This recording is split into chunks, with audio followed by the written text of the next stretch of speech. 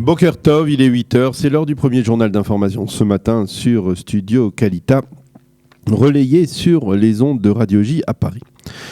Donald Trump a déclaré hier soir qu'il avait l'intention de publier son plan de paix avant la rencontre qu'il doit avoir mardi prochain à la Maison-Blanche avec Benjamin Netanyahou et avec Benny Gantz. Selon le président américain, il s'agit là d'un plan fantastique qui réussira, a-t-il dit. Il a également souligné qu'il avait été surpris de constater que Benny Gantz et Benjamin Netanyahou avaient accepté son invitation en pleine campagne électorale, et il s'est dit que tant les Israéliens que les Palestiniens veulent la paix.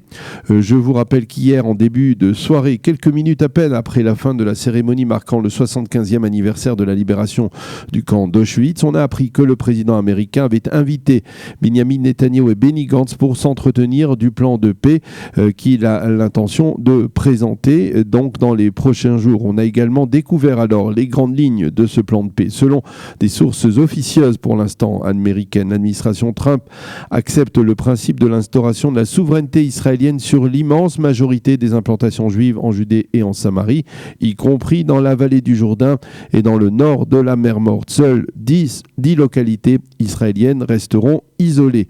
Israël devra renoncer à des parties importantes des zones C qui sont sous contrôle militaire de Tsahal mais sous contrôle civil palestinien et devra accepter l'idée de la création d'un État palestinien démilitarisé. Il faut rappeler qu'Israël contrôle actuellement 60% de la Judée et de la Samarie sur le plan militaire et que les Palestiniens en contrôlent 40%. Le plan Trump renverse d'une certaine manière cette équation. Sur le plan politique, à gauche du parti bleu-blanc, le leader du parti Meretz, Nitzan Horowitz, a affirmé ce matin que Benny Gantz ne devait pas tomber dans le piège tendu par Benjamin Netanyahou et réfléchir à deux fois avant de donner suite à l'invitation du président américain. Au sein de l'autorité palestinienne, on fait la moue, on affirme que la présentation de ce plan précisément maintenant, en pleine campagne électorale israélienne, est une démarche de Donald Trump visant à permettre à Benjamin Netanyahou de remporter les prochaines élections.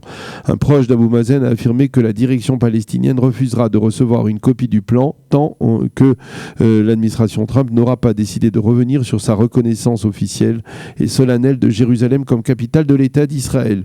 Selon ce proche, si le plan de paix n'inclut pas la création d'un État palestinien indépendant sur les frontières de juin 67 et avec Jérusalem comme capitale, alors, a-t-il dit, il s'agira d'un plan mort-né et même les pays arabes ne pourront pas l'accepter. Fin de citation.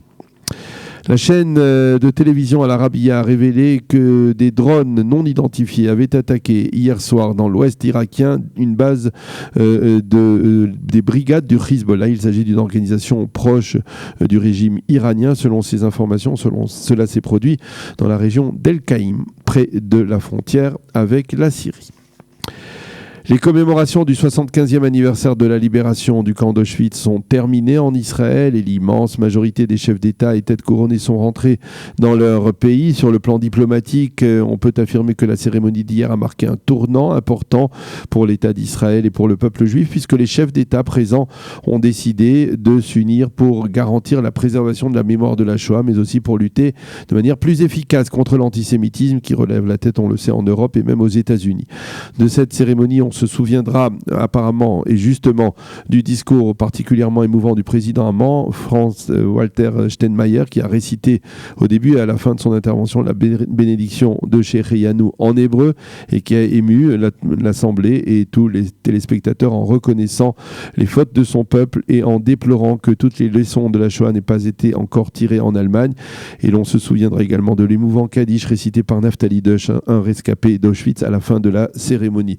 Sur le plan technique, la cérémonie s'est déroulée sans le moindre incident, à l'exception du retard de Vladimir Poutine. Sur le plan de la sécurité, on peut dire que cela a été également sans faute. Les 11 000 agents de police et de sécurité du Shin Bet qui ont été déployés dans la capitale au cours de ces 2 journées pour garantir la sécurité des chefs d'État et des têtes couronnées ont rempli la mission. Il n'y a pas eu le moindre incident sur le plan donc sécuritaire.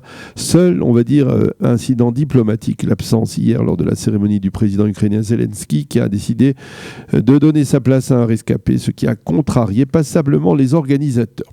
Et avant cette cérémonie, il y a eu bien entendu la rencontre entre Benyamin Netanyahou, Vladimir Poutine et Yafa Issachar, la mère de Nahama.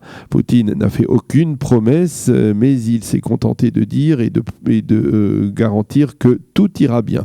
Et ce message optimiste est très vite arrivé à Moscou, dans la cellule de Nahama Issachar, qui a reçu la visite d'un responsable des droits de l'homme. Si Poutine a dit que tout ira bien, alors tout ira bien, a précisé la jeune femme, dont on espère la libération dans les prochains jours. La météo pour terminer, le temps sera pluvieux et froid avec des chutes de neige sur les hauteurs du nord du pays. Il fera aujourd'hui 8 degrés seulement à Jérusalem, 13 à Tel Aviv et 18 degrés à Eilat. C'est la fin de ce premier journal d'information sur Studio Kalita.